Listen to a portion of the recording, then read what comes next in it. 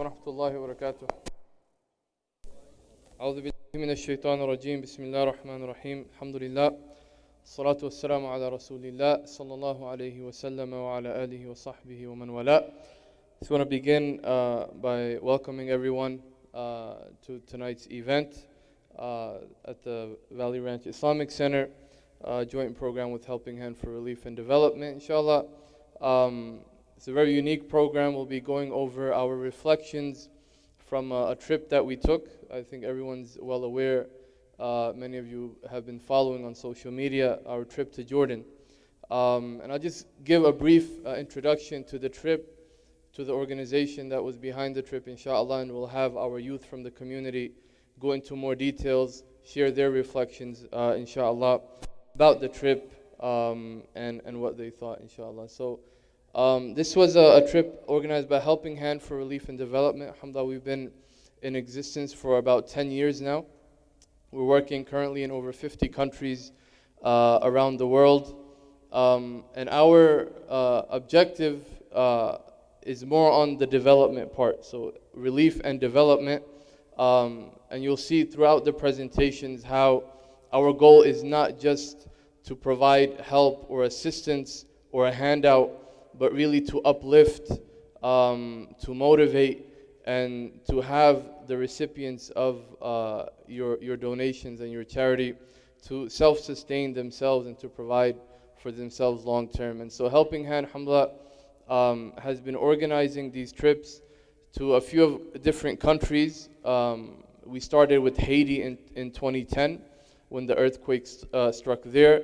We've been going there every year since. We've been there for 5 years now.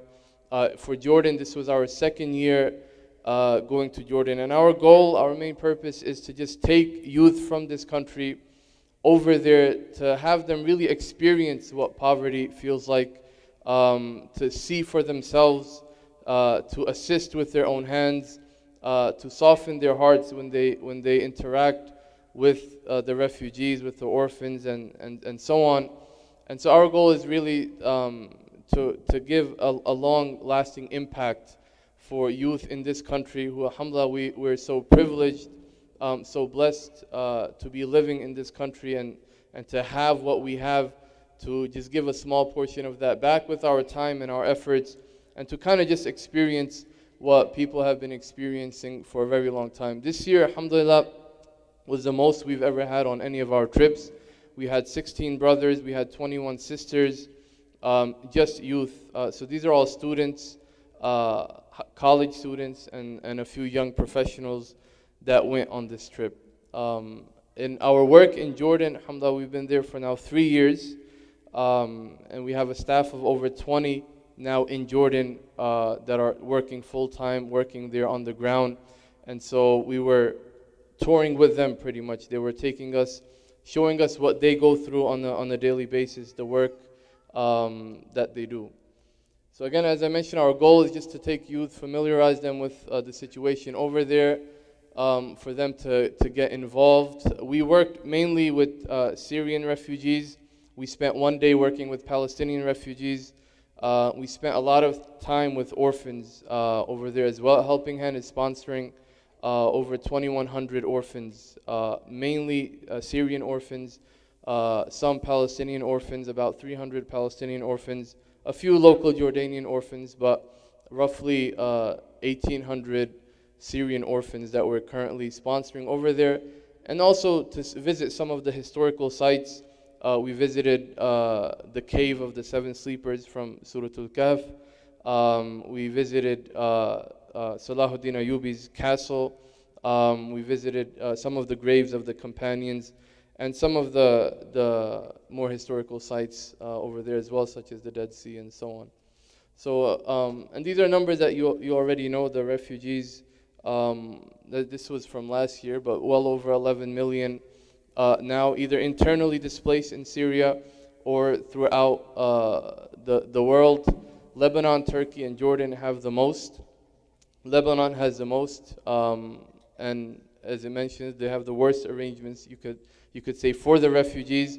Turkey, it's known as having, the better arrangements. Jordan is kind of in between. Palestinians have been there for decades, some as long as 60 years, many of them born into the refugee camps in Jordan. The Syrians, obviously, they've been there the last, some of them up to 5 years, some 2-3 years, and so on. So our work there, alhamdulillah, has been very extensive over the last 3 years. We're working directly with Syrian refugees, the families, orphans. We have disability clinics over there. We have an orphanage, our own orphanage there as well, where we teach and train widows and so on. And so you'll be hearing a lot of that from the presentations today. And inshallah, we'll jump right into it. So what they'll be presenting, inshallah, is a little bit of what we did every day. So they're not going to give like an entire overview of the trip. Each of the youth attendees that went on the trip will be presenting one aspect of the trip. So our first representative will be talking about the orphans and the disability clinics that we visited. Then the brother will talk about the Skills Development Center, how we're teaching Syrian widows to work different skills so that they can earn money for their families. And then our last presenter will talk about the refugee camps, the Syrian and Palestinian refugee camps, and we'll end with Sheikh Umar, inshallah. So without further delay, Sister Sadaf Ahmad, inshallah, will come and start us off.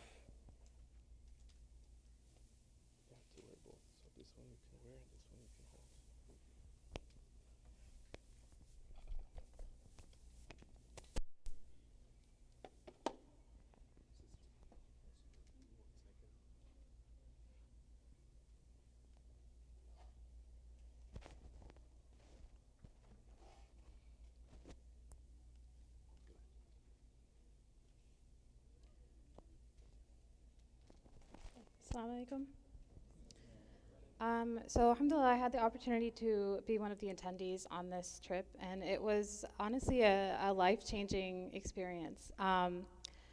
The orphans was my absolute favorite part, just having the opportunity to work with them and interact with them. I am a teacher by profession, so kids have a special place in my heart, and just seeing these kids, I could say it broke my heart, but it also filled my heart with a lot of different emotions. The orphans in general just were very welcoming. One thing that we were told over and over again was, don't show emotion. So a group of 20 girls going into these orphanages, and we are not allowed to show any emotion. That in itself, the reasoning behind that is because of the amount of things that these kids went through. If you start crying, they start crying, and it's just a domino effect from there. So just being positive was a big part of it, and honestly, I thought it would be hard going in, but it was very easy because of how positive they were. Just by looking at these pictures, you can see the smiles on their face, and all they wanted to do was play. And that's what we did, and most of the time that we spent with them, just play with them and be ourselves and let them be kids as well. Another thing that they told us was they're going to see us as their parents.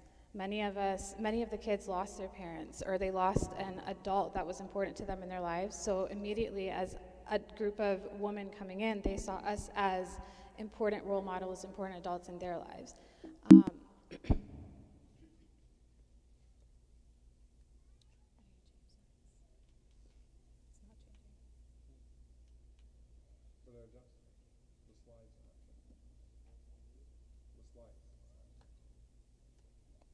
So I'll just keep talking as he comes. On the first day that we were there, we were taken to it was kind of like a shopping mall, but there was also an amusement park on, I think it was the 3rd floor. We climbed a lot of stairs to get up there. It was like an indoor amusement park, and we were told to just play with the kids. So we played with the kids, and for me personally, the hard part was the language barrier. These kids spoke Arabic, and I don't speak very much Arabic, so you had to immediately learn how to communicate with them in a different way. So I just took them by their hand and ran to a ride, and they became excited. They figured out, oh, we get to actually go on these rides, and they just kind of opened up, and they were able to be kids for some time. Abdurrahman was the little boy that I got to spend most of the day with.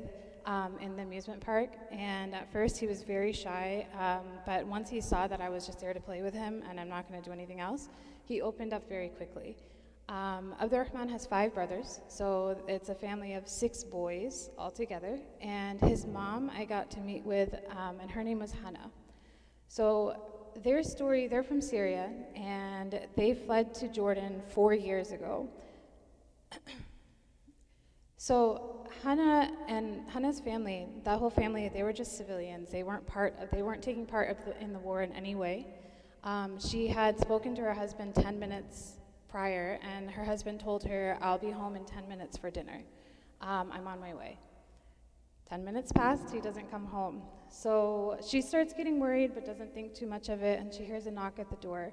She goes, and all of her boys are home, and at that time there were 5 boys. She was pregnant at the time. So she hears a knock at the door, and the Syrian soldiers are standing there with the body of her husband, who they had just killed. So immediately the 5 boys, who were all very young, they went into shock. Some of them dealt with things like wetting themselves because of the trauma that they had just faced. Others couldn't speak. They were just in shock. They're in Jordan now. They've been there for 4 years, and she says that she's happy that she's there, but she's waiting to go back. As many of the stories that you'll hear tonight, that's what they're waiting for. They're waiting to go back home because that's where their heart is, and they believe they have every right to return.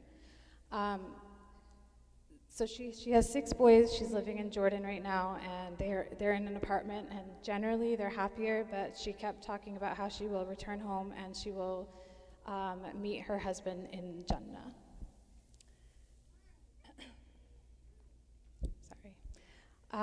Okay, just to speak about some of the opportunities for the orphans that Helping Hand has over there.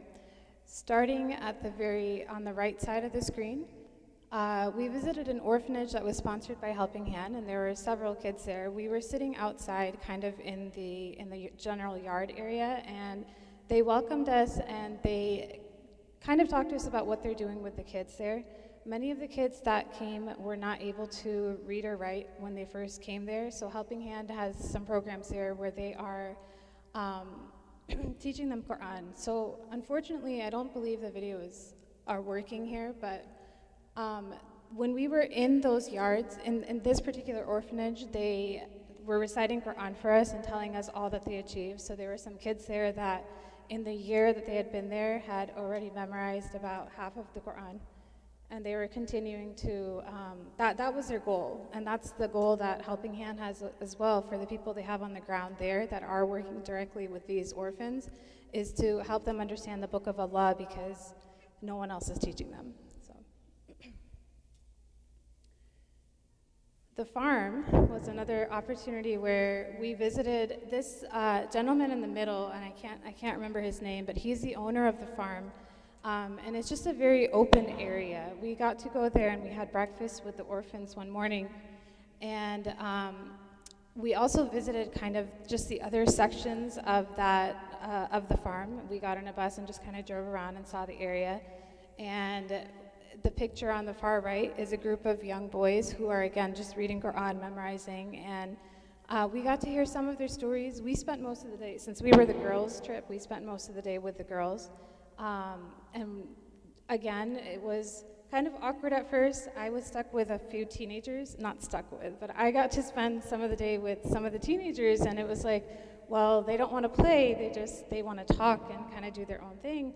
So I didn't know how to communicate with her, and I just started going through my phone and showing her pictures of my students here in Dallas. And there was a picture of me that I took where it was a selfie, and I was taking it with my students here, and she's like, "Oh, selfie." So she took her phone out and showed me all the selfies that she took, and immediately you could relate back. I was able to relate something to her, and she was opening up more and just becoming a lot more friendly. So the farm was just a fun experience, and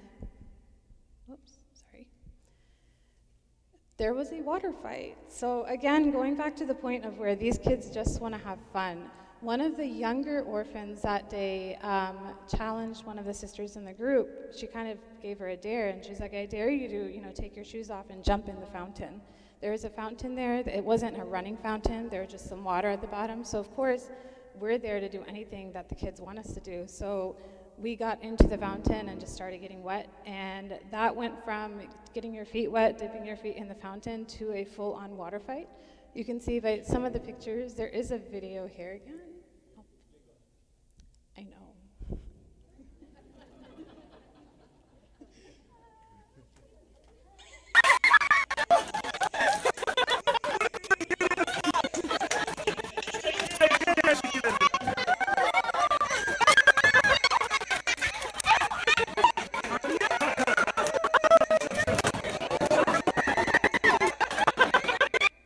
And that featured Brother Qasim, by the way, who was soaked head to toe after that day. Sorry, I called you out there. Okay, so now it's not working again. Sorry, lots of technical difficulties today.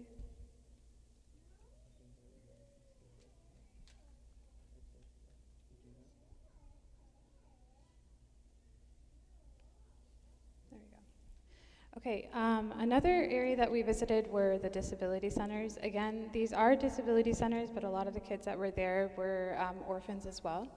I'm going to start at the right and just kind of talk about each picture. On the far right, we were at a disability center that was sponsored by Helping Hand, and we kind of learned that Helping Hand takes in these kids at a young age, and based on their disability, will just teach them skills. And in that particular center, we met a brother named Brother Hassan, and he couldn't hear, he was deaf. And we didn't know that at first when we first walked in, but then immediately, just by the way he was starting to express himself, we learned that he did have a hearing disability. But he was there since he was at a younger age, and they taught him carpentry skills. So in this particular center, as he grew up there and spent a few years there, they taught him skills, and then eventually were able to give him his little space. It was kind of like a garage space where he had a lot of tools that he could use to build all sorts of things. One thing that he built for us was a small little soap dish, just about the size of maybe a phone. And he gifted it to us, and he was so proud of the work that he was doing. And he's also kind of in charge of the younger ones, and he's teaching the younger boys their carpentry skills as well. The one in the middle, again, is another center sponsored by Helping Hand. And the thing that struck me about this particular center was, again, how happy these kids were. If you look at the top corner where those guitars are, those are made out of date pits and olive pits. So just take a second to think about date pits. We don't really think about it. We eat our dates and spit the pits out without thinking twice. So these kids, they go and they look for the pits, and they make objects out of them. So those guitars are made, there's cardboard on it, but then there's date and olive pits as well. And as far as I understand, they actually go into the camps where they live and sell the stuff that they make. They also made some jewelry, some bracelets and stuff. So anything that they find, they'll make something meaningful out of it and then try to make money off of it as well. Okay, let's see if this video works.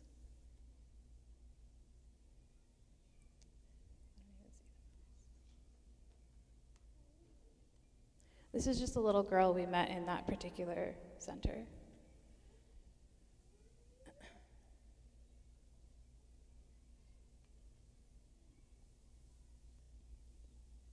Allah.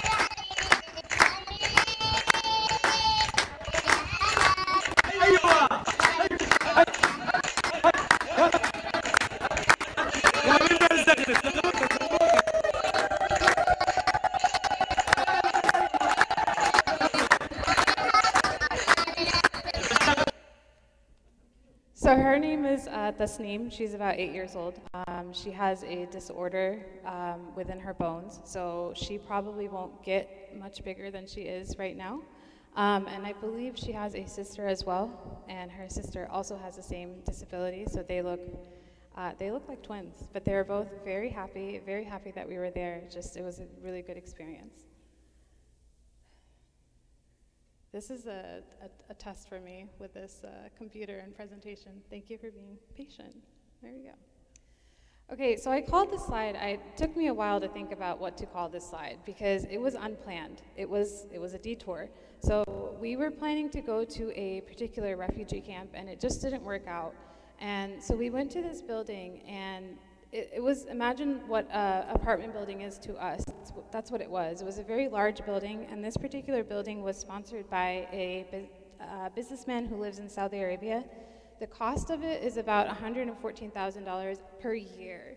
And I don't know the numbers, Brother Qasim might know the numbers as far as how many families live there, but it's basically just an apartment building, and orphans and their mothers live in that building. And we just went there to play with the kids that were there. And we were warned again, this particular orphanage was not sponsored by Helping Hand, but we went there to give out in-kind donations, which includes food and just some basic supplies that we were handing out to them. So we were warned, these people, they may not be as accepting of us, just, don't get offended. But we went in and we were kind of just ourselves again, just playing with the kids.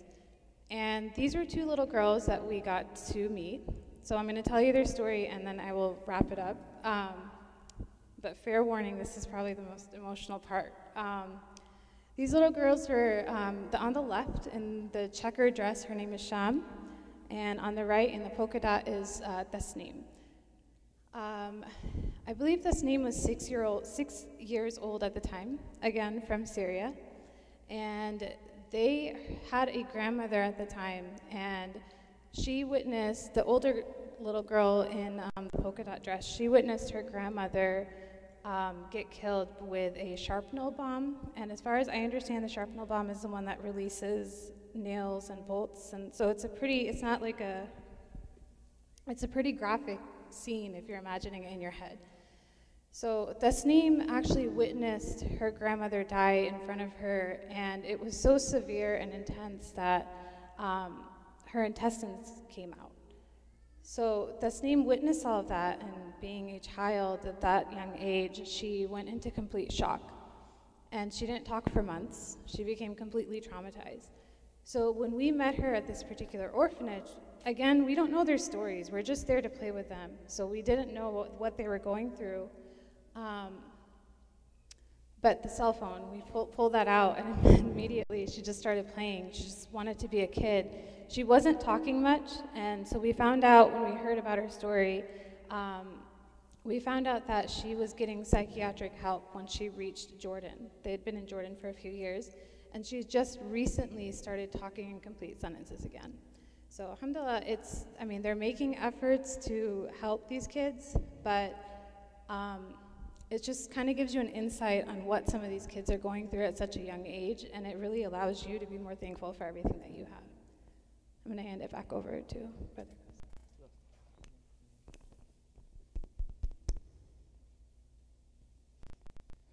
Jazakallah khair, Sister Sadaf, for that. So just to add on a little bit to the orphans, I mentioned we're taking care of about 2,100 in Jordan.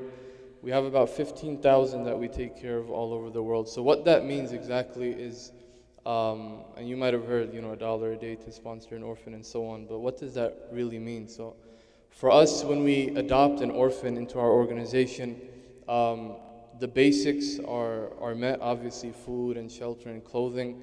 But for us, we focus a lot on two aspects. Number one is their education. So we're making sure every single one of them is going to school, especially the Syrian refugee orphans in Jordan, because we're looking at potentially an entire generation that would be lost, that isn't going to school, that isn't receiving education. And so we're ensuring, number one, that they're educated, and number two, that they're getting Islamic education as well. So the Helping Hand orphanage that Sister Sadaf was mentioning, where they recited Quran for us, last year when we went, majority of the students were on the letters, were on the Arabic alphabet, and there were alif, bata, and so on. And some of the youth were surprised that, why are they showing off their Arabic alphabet skills, and they're like 7, 8 years old. And then their teacher kind of reminded us that, if they were a few years old when the conflict started, they didn't learn anything in the last 5 years. So some of them, are on the run, going from one camp to another, no access to teachers and so on. So they're about 7 or 8 years old when they're starting to learn, just the Arabic alphabet. And now we went again this year, and a good amount of them had, average 3 or 4 juz memorized from the Quran. A few of them, about half of the Quran memorized, alhamdulillah. And so we hired a Quran teacher to make sure every single one of them is not just getting their basic needs met with shelter and food, but their education, and more importantly, on top of that, their Islamic tarbiyah as well, that they're learning the deen, learning just basic character and knowing their religion, so as they grow up, inshallah, they remain connected. We'll move on to our next presentation now, inshallah. This is going to be Brother Sahil Jilani. He'll be talking about the programs that we have for some of the widows there and some of the skills that we're teaching them, inshallah. Sahil.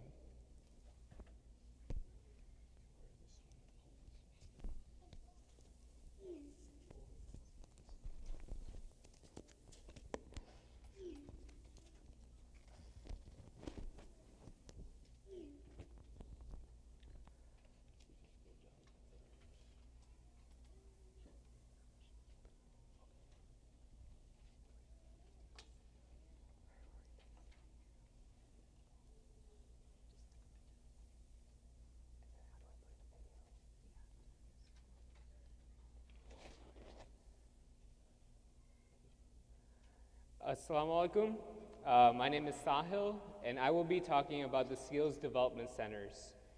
HHRD, Helping Hand Relief and Development, has set up these Skills Development Centers all around the world, including the MENA region and Jordan in particular, to help women, widows, and other women build skills and empower them socioeconomically so that they can be self-sufficient, but not just self-sufficient, but also contribute positively towards their societies, towards their families, and you can see the impact, the magnitude of this impact in countries such as Jordan, where refugees are not legally allowed to work. And so having women building these skills and these assets that allow them to work in their homes can bring additional income. But not just this program or these centers do not just have monetary impacts, but also deeper impacts on the sense of self-worth, sense of human dignity, respect, value. So the impact is intrinsic as much as extrinsic. So these women learn skills such as sewing, knitting, craftsmanship, and vocational and job readiness trainings. So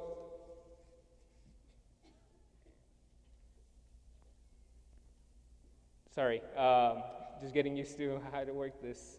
So here's an example of an activity that the brothers participated in one of the skills development centers. The widows had already done most of the work for us. The tiles that you see are made with small stones, and they already made them into a plant and one solid tile. They already made the boxes, and all we had to do was glue that one single tile onto a box.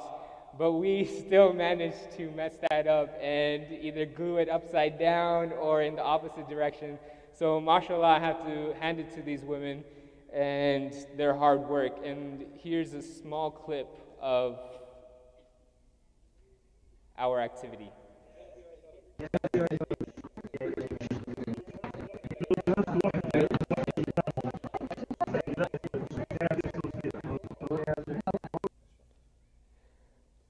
So the values of these centers might seem like no-brainers to us here in the Western world, to me and you. Why wouldn't women go to this, right?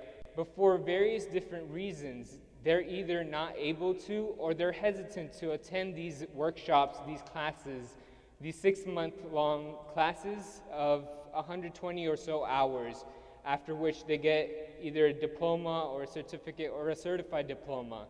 And these situations and circumstances include, but are not limited to, lack of transportation or monetary constraints. And the way that HHRD helps alleviate these issues is by providing transportation for these women from and to these classes, and also giving them coupons which they can then use. So they give them these coupons as rewards for attendance in these classes, and they can then give these coupons back to HHRD in exchange for boxes of food, clothes, and other household necessities. And so everyone in the family sees the mutually beneficial relationship there and encourages the woman to go to these centers and enhance their skill sets.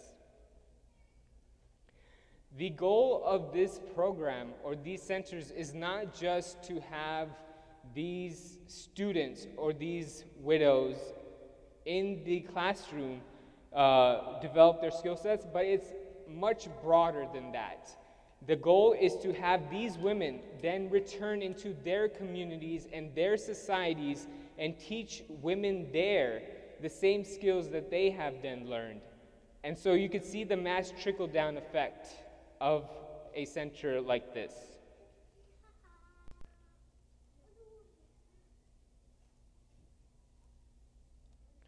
Moving on to a story or an experience that really touched me was the actions of this man here.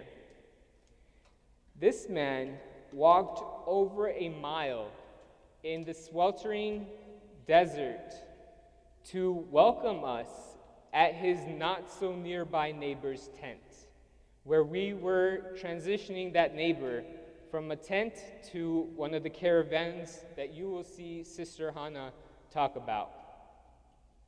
So he just simply wanted to walk over and greet us, even though he knew well that in 30 minutes or an hour we were going to come to his tent a mile away and set up a caravan for him.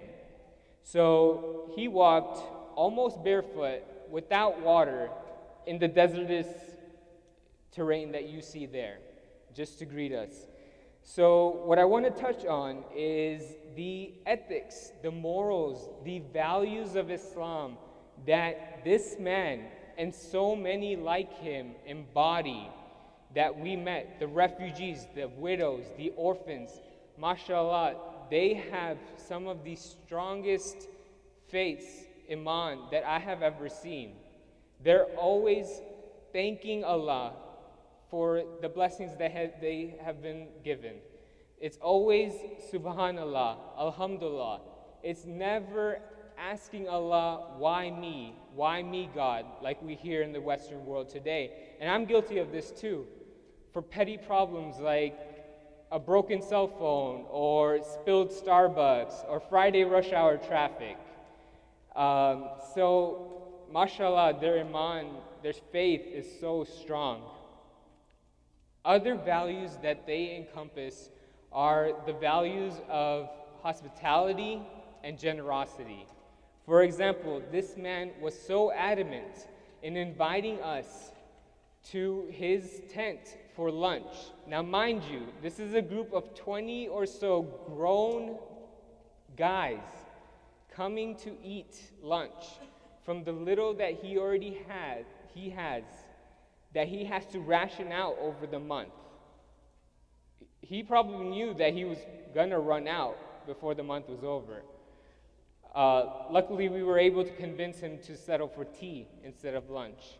But that just goes to show you how generous he is with what little Allah has given him. And we can learn from him and hopefully embody some of the values that these people have showed us and fulfill our duty towards God's creation, towards Allah's creation, with the bounty that he has blessed us with. So I would hope that each and every one of you go to hhrd.org/donate and look at the programs that they supply in all of these regions around the world, whether it's skills development centers, whether it's sponsoring an orphan or education. Find a program that you are enthusiastic or passionate about and try to help and give back to your brothers and sisters that are in need. For example, this man's kids would love to go to school, but they can't because of the long commute and the lack of transportation in the desert. So please, I would urge you guys to do research on HHRD and hopefully find a cause that you're passionate about. So again, this is just a slide to show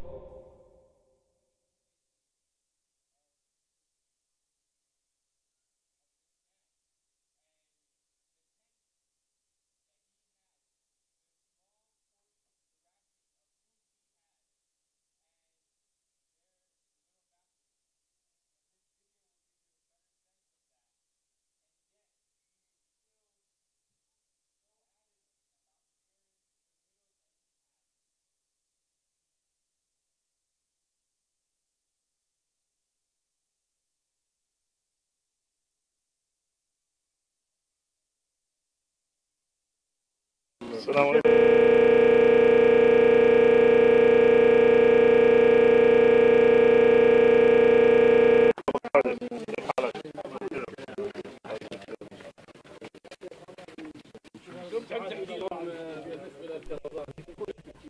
How many of them? Six people. 6 people live here?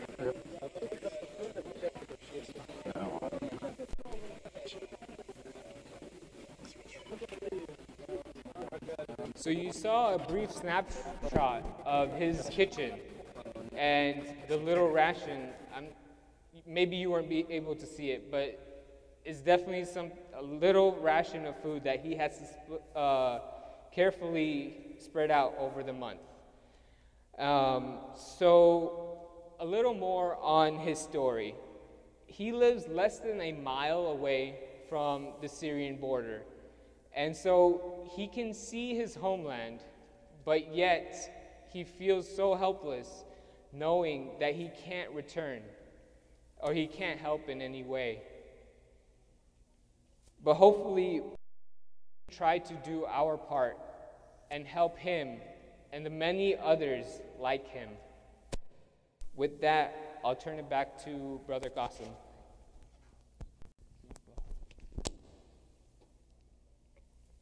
Inshallah, we'll jump into our next presentation. Sister Hannah Al-Kurdi will be talking about the refugees. So this is like the reason why we even started this program and this project was for the refugees, and so she'll be talking about some of the camps that we visited, inshallah.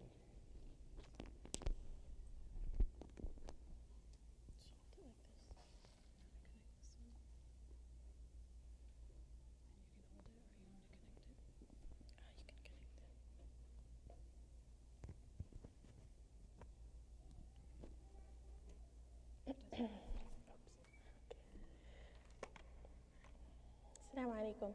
So I'd like to begin with thanking each and every one of you for being here tonight, because what is happening to the people of Syria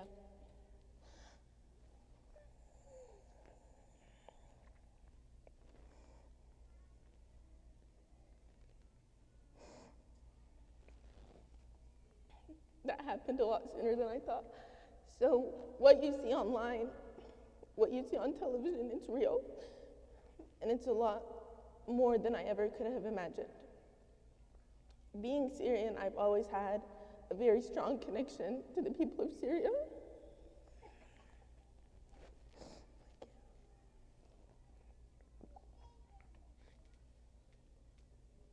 To the people of Syria and to my country. Ever since the beginning of the war in 2011, I would watch videos, sit on my laptop, watch videos, read about what's happening there, with hope that I could just go someday and do something no matter how small it was. Alhamdulillah, thanks to Helping Hands, when I heard about the opportunity they were offering, I just got really happy. I knew I would never be able to go into Syria, but this was probably the closest I would ever be able to get. I work for another nonprofit organization, Shem Relief Foundation, and being in the humanitarian relief field, I just wanted to connect with the people on the ground, just so that it can be a little bit more relevant to the work that I do here in Dallas. So alhamdulillah, okay, sorry, the down arrow?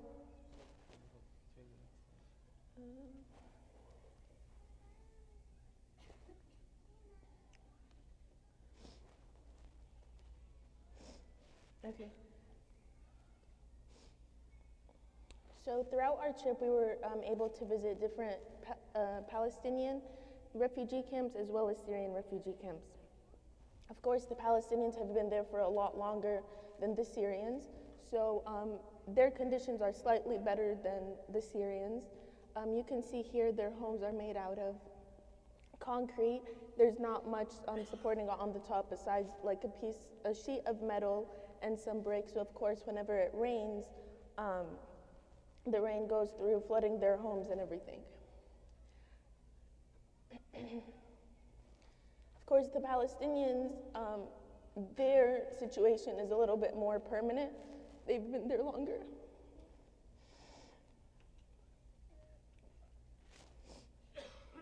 They've been there longer, so they've taken more time and effort into building something that they can live in that's more permanent.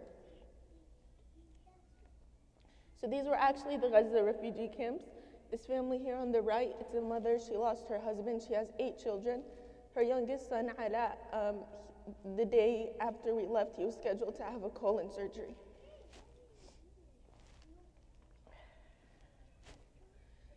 Here's some more pictures of the Gaza camps. You can see that this picture of like a garbage dump, that's basically what surrounds the refugee camp. So you can see the kind of environment that they're living in.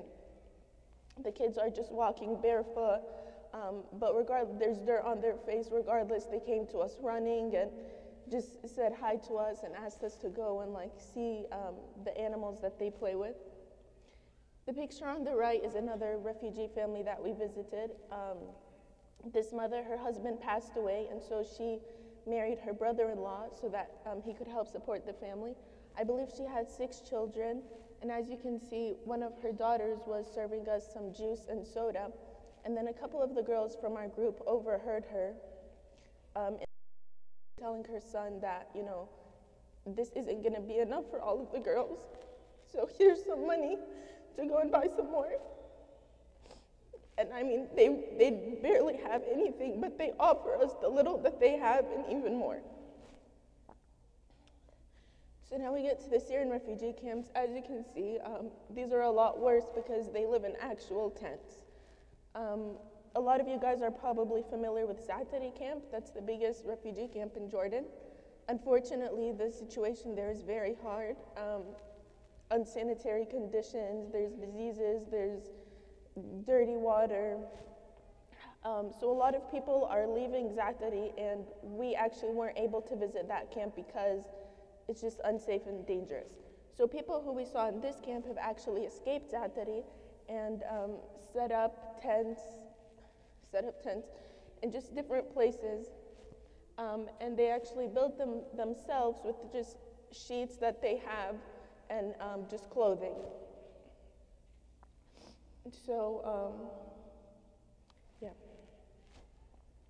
These are the kinds of things you'll find inside of the tent. You can see in the first picture, that's some kitchenware.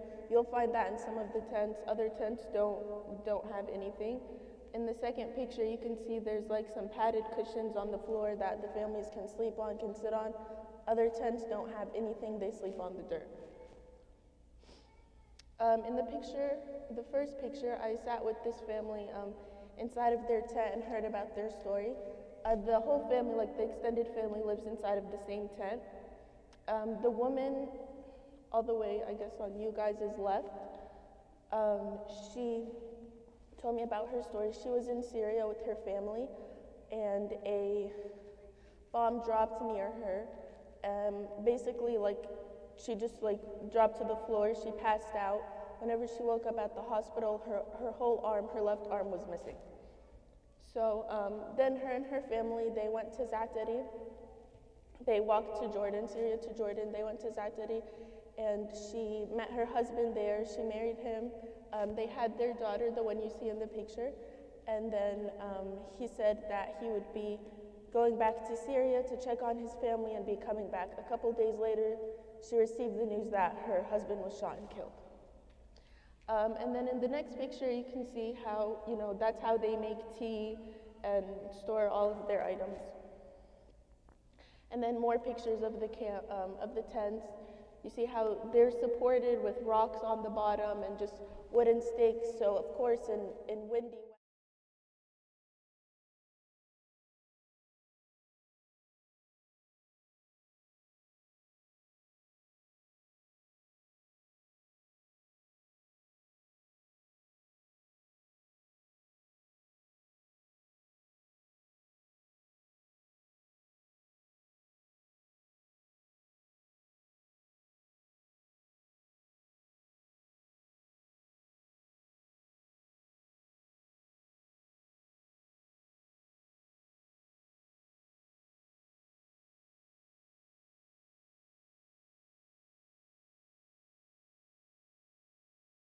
like the farmlands from 7 a.m. to 5 p.m. and gets paid 4 dinars a day, which is basically $8. So one of Helping Hand's most recent, one of their newest projects is the Caravan Project. Alhamdulillah, it's an amazing project. We helped many of the refugee families move out from their tents to these new caravan homes. These caravan homes range from about $4,500 to $5,000.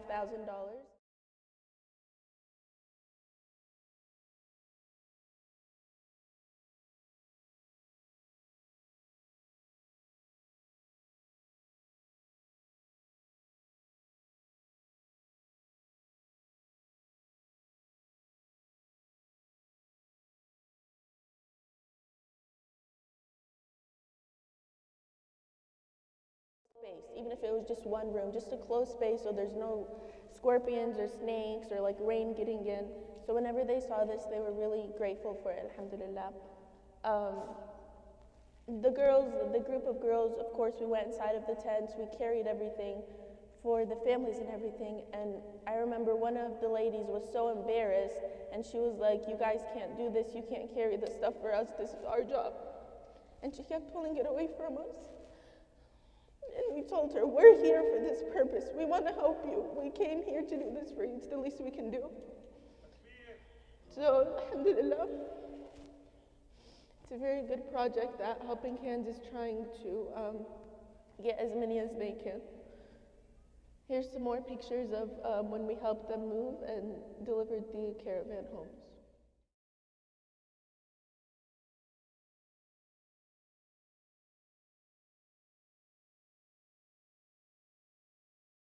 They were in Syria. They came walking. She was in Syria, and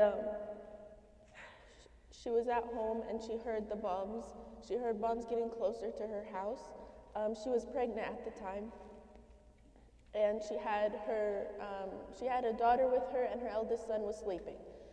So she waited to see if maybe the bombs would stop, but she kept hearing them getting closer and closer. So she hurried, grabbed whatever she can, and took her daughter with her, leaving her oldest son at home sleeping. As she was walking away from the house, running away, she looks back and her house had been bombed, killing her son. She had the baby she was pregnant with at the border of Jordan and Syria, and she had her youngest twins in Zaatari camp. Her youngest twins got really sick at the Zaatari camp, and after the doctor came to visit them, he advised them that they should leave Zaatari as soon as possible. So they packed their stuff and they escaped, and this is when they set up this tent that you see in this picture. And we helped this family actually move into a caravan home, so they were really grateful for that. And then I just want to conclude with all of the experiences and stories we've shared today are not enough.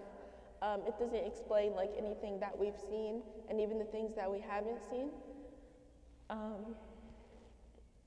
It's a lot more serious than that, and the most important thing to do for them is to just make dua and donate as much as possible. 1 second.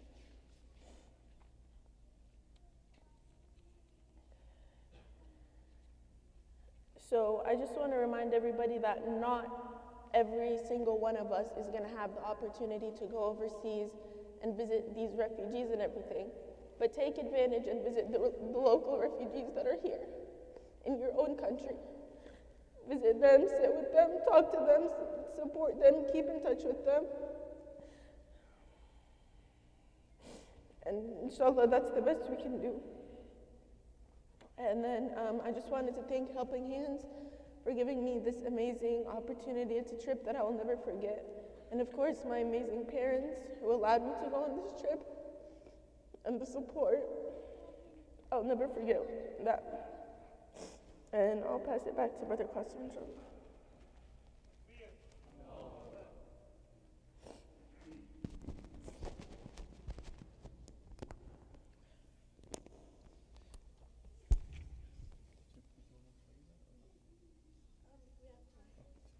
Jazakallah khair, Sister Hannah. So, the caravan homes, just briefly to mention, this is something we started literally just a couple of months ago. This was our latest project, to supply them with an upgrade from the tent. And subhanAllah, we were there and seeing the joy that they had going into the caravans, but you know, it was really nothing. Really a tiny a home, and you know, for them it meant everything. And you know, one of the fathers came up to us and he said, "You just gave us Jannah, you just gave us paradise, you know, walking into this place." And literally, you could stand in the room and probably touch both ends of the room.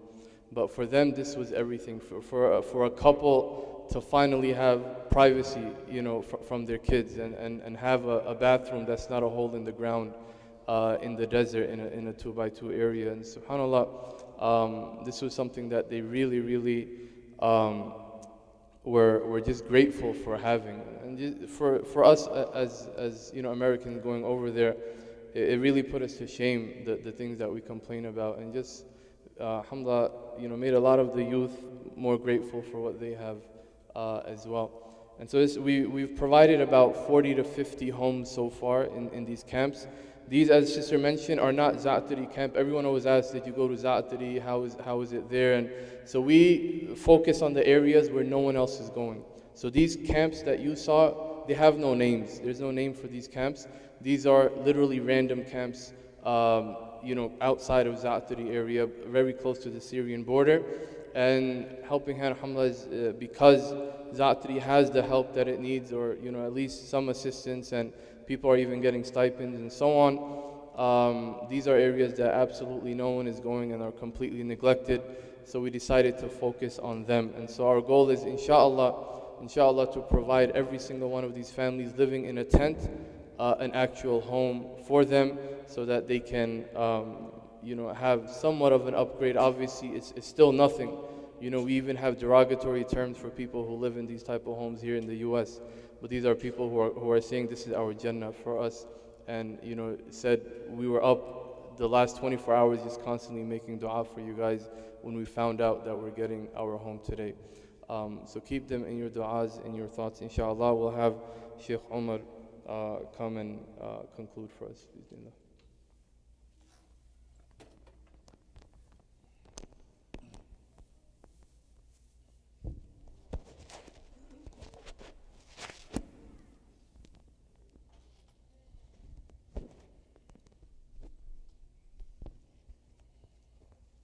السلام عليكم ورحمة الله وبركاته. بسم الله الرحمن الرحيم. الحمد لله رب العالمين والصلاة والسلام على رسوله الكريم وعلى آله وصحبه وسلم تسليما كثيرا. As I was, subhanAllah, looking at those pictures, I was remembering the names of those kids that we saw. And then I was looking out at your faces at times, and I was thinking, you know, it just doesn't do it justice. You've already seen these pictures. You've already heard these stories. You've been to fundraisers. You've been told, look at these situations. They're horrible. They're terrible. And subhanAllah, that's the wisdom of the Prophet ﷺ, where he mentions as a remedy for the softening of the heart to caress the hair of an orphan, to feed them from what you feed yourself, to really live with them and experience what they go through as much as you can, to actually try to see the world through their eyes. I think that I would speak for everyone that was there on this trip, subhanAllah, that you're constantly jumping from emotion to emotion. You know, one moment you're happy because you're seeing these kids smile and laugh, and in the next moment you're struck by this cryptic sadness, knowing that they don't get to do this very often. And then the next moment you're angry. Why are they put in this situation? Why is no one helping them? Why has the world turned their backs on them? SubhanAllah, I'll share with you all just a few of the moments that stand out to me. I had the blessing, alhamdulillah, of going with the sisters group, and like Qasim, going with the brothers group the next week. I think the thing that shocked me the most was the happiness of these children to see us a second week. They knew our names. They ran up to us. Ammu Qasim, Ammu Umar, whatever it may be. It was like they knew us now. We'd actually become family to them. And subhanAllah, because they did not have their father figures and they lacked that emotional love and support, even though we were complete strangers, we immediately became their best friends. So they'd constantly come up to us and cling to us because they didn't get to have that. There are a few children that stick out to me and that I'll never forget. One of them, his name ironically was Muhammad Sultan. So I actually texted Muhammad Sultan.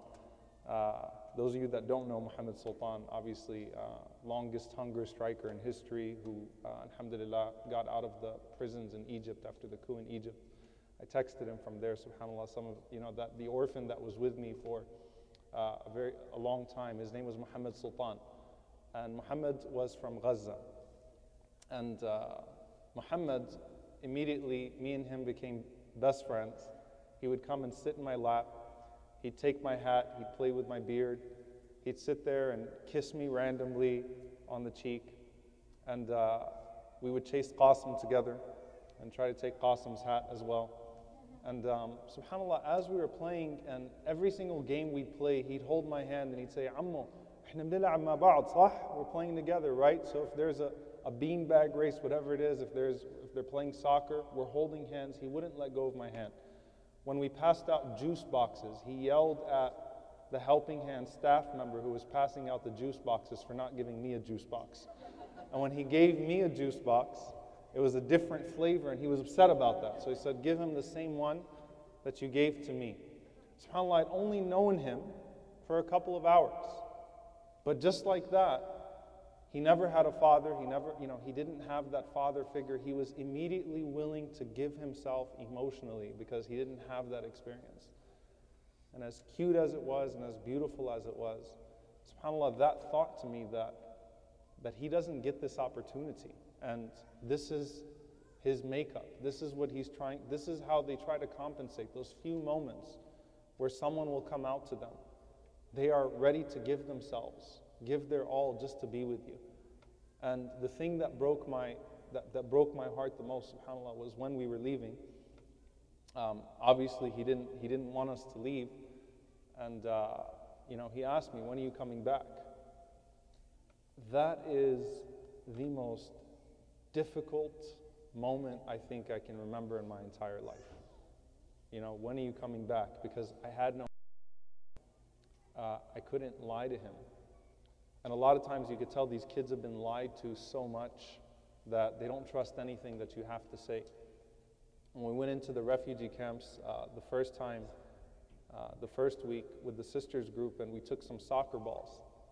And it was just a thought just to take maybe 3 or 4 soccer balls, and we figured they'd all get to play with each other in the camps. But obviously everyone wanted their own ball because they didn't have anything. They had no toys, they had nothing to play with.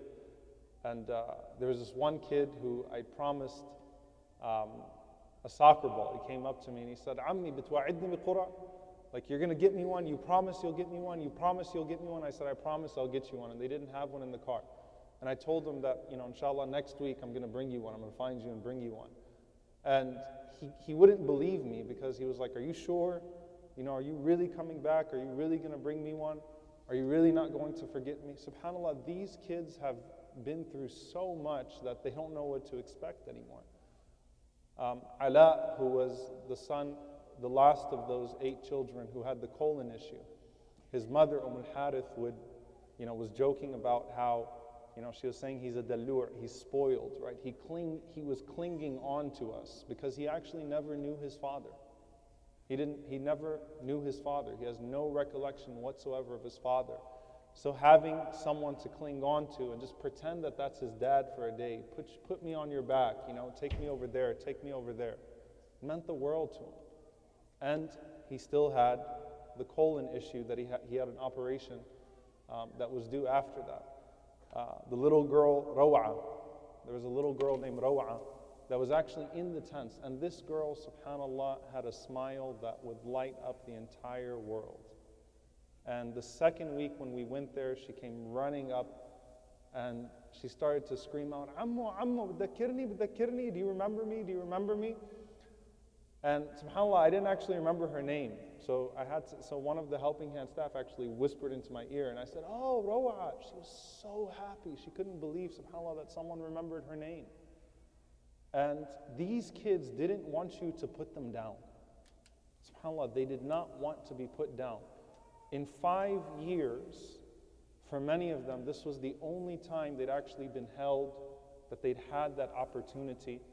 And the fact that she would remember me from a week before and that was so precious to her and she knew my name was something else.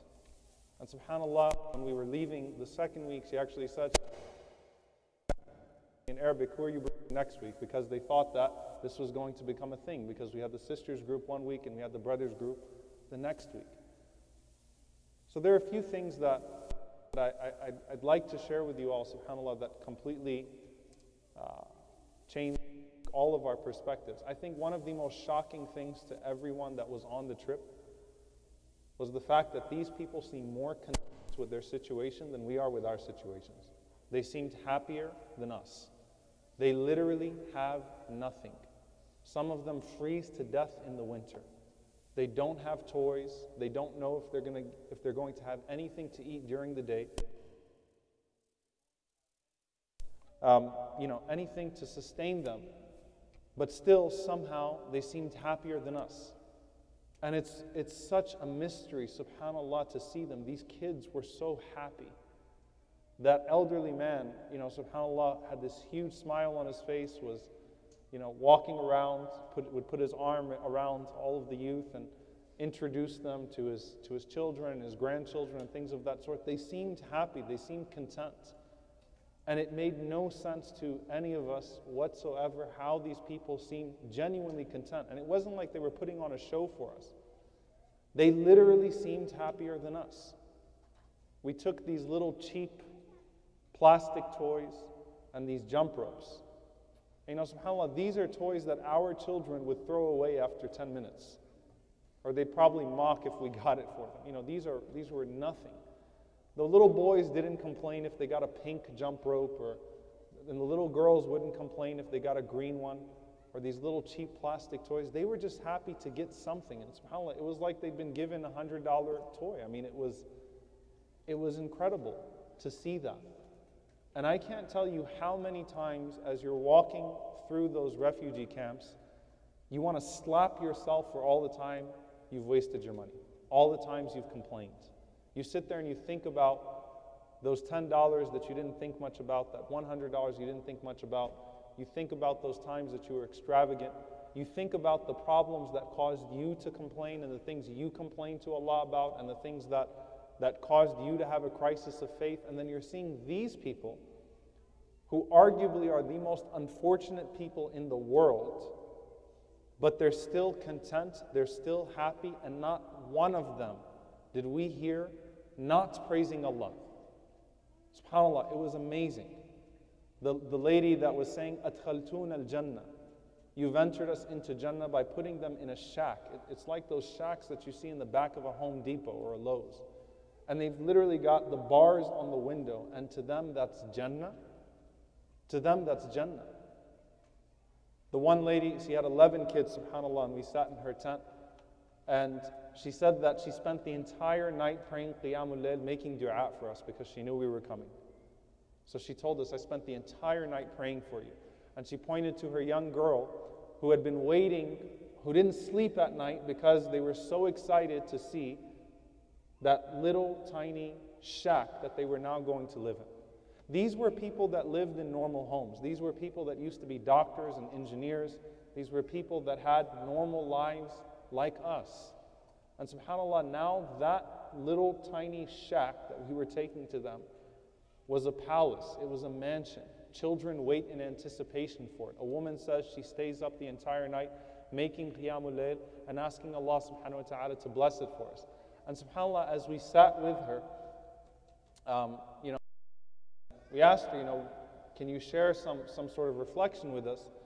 So she smiled and she said, Allah la yansa ahad. Allah doesn't forget anybody.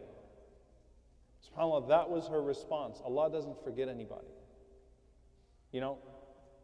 These people see life so differently from us. And you start to realize that the poverty that we have is spiritual, and the poverty they have is physical. And spiritual poverty is a far greater crisis. SubhanAllah, the way they see the world, the way they talk about Jannah, the way they view themselves.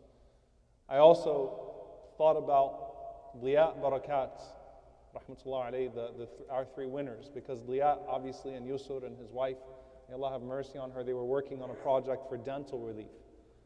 And I think, one thing that we noticed as we saw each and every single one of them was the horrible condition of their dental hygiene.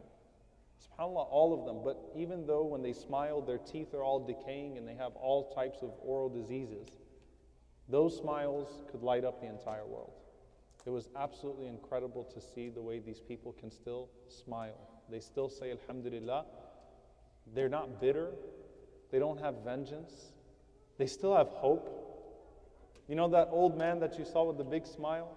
When he insisted, because that's one thing, they always insist on serving us tea. SubhanAllah, they don't have anything, but they're like, gotta serve you guys tea. You gotta drink tea. You've gotta drink tea. That's their entire social lives, is that they gather in one tent and they drink tea together. And so you've got to come drink tea. You've got to come drink tea. And he apologized because he said, that you are, you are honorable guests, and this is all we have to honor you with. He said, "Bas inshallah ya ammu btsuruna bi-Surya." You'll visit us in Syria when we get back. And he wasn't saying that just, he actually meant it, subhanAllah. Inshallah btsuruna bi-Surya. And he actually is like, how are we going to keep in touch? So that when we get back to Syria, we can invite you. I'm sitting there like, Ya Allah. They still have hope. And so we realized, each and every single one of us realized, subhanAllah, while we were there, they're actually better than us. They actually helped us. What we took from them was far greater than what we gave to them. It was the opposite of the equation that we expected when we got there. And subhanAllah, learning from each and every single one of them. Each one of them had a story, and each one of them continued to praise Allah subhanahu wa ta'ala. And they were so grateful for the smallest things that we would take to them. Now, I would say to you all that one of the things that was just particularly gratifying for me was just seeing the conscience of all of these young people just awaken. You're seeing all these young people we all live lives of privilege, who subhanAllah, you could see the way that they were changing, you could see their conscience awakening. And that's something, inshaAllah ta'ala, that I really hope that we can expose all of our children to. I don't expect each and every single person or each and every single family to go out there to Jordan or to Turkey or to Lebanon and to see those refugees. but I do expect you to interact with the refugees that are here. I do expect you to actually show your kids, and we should show our kids, what poverty truly is like and what these people actually go through. And subhanAllah, the contentment and the satisfaction and the tranquility that they have. So, subhanAllah, with each and every single one of them, we learned something, we took something from them. And I think the most horrifying part of it all was seeing the picture of Umran, the child, that image that went viral just 2 days ago, because all of us could see those children that we were just with the week before. And subhanAllah, you're looking at that child and you're like, he's just like all those other children. And these kids don't have any future as far as this dunya is concerned, right? They have no education. They have nothing to look forward to in this world. They are completely abandoned, completely forgotten. And it's our responsibility, inshallah ta'ala, to really amplify their cause and to make sure that people still know that they exist. That when it's no longer viral and it's no longer a social media campaign, and when CNN anchors are not crying over it again, and they're back to celebrity nonsense and Donald Trump, that we actually remember that there is another world that exists beyond the world that we're exposed to on a consistent basis. So we ask Allah subhanahu wa ta'ala to forgive us, and we ask Allah subhanahu wa ta'ala to have mercy upon them, and we ask Allah to alleviate, to do away with that they are living under, and we ask Allah subhanahu wa ta'ala to return them to their homes in tranquility and peace and in victory, and we ask Allah subhanahu wa ta'ala to protect their children, to have mercy on their dead, to soften our hearts and to place us in their cause. We ask Allah to forgive us when we purposely render ourselves heedless of their situation. And we ask Allah subhanahu wa ta'ala to make us a people whose hearts are connected to Him, who are always grateful and are too busy trying to provide for those around them to worry about that which they themselves don't have. I guarantee you, dear brothers and sisters, subhanAllah, that if you expose yourself to that, you will never complain about anything that you're going through in life again. And that's the meaning of the hadith of the Prophet ﷺ, that you should look to those, unzur ila man asfala mink, you look to those that are less than you in dunya, and that will make you grateful. And this was something that changed all of us, and I ask Allah subhanahu wa ta'ala to make it, inshallah ta'ala, hopefully an effort that can raise awareness for these Syrian refugees and the Palestinian refugees that were there. Barakallahu feekum. Assalamu alaikum wa rahmatullahi wa barakatuh.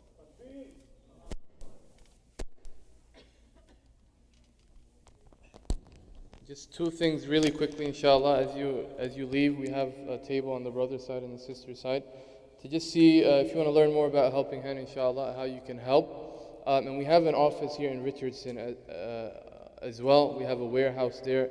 Every month we're sending donations, in-kind donations, clothing items, food containers over to these different countries. So if you want to volunteer, this is another great way for your family to get involved, come together and stop by. In September, I believe we're sending a container over to Lebanon for the Syrian refugees. So stop by the tables, ask inshallah how you can help and get involved. Jazakumullahu khairan. Assalamu alaikum wa rahmatullahi wa barakatuh.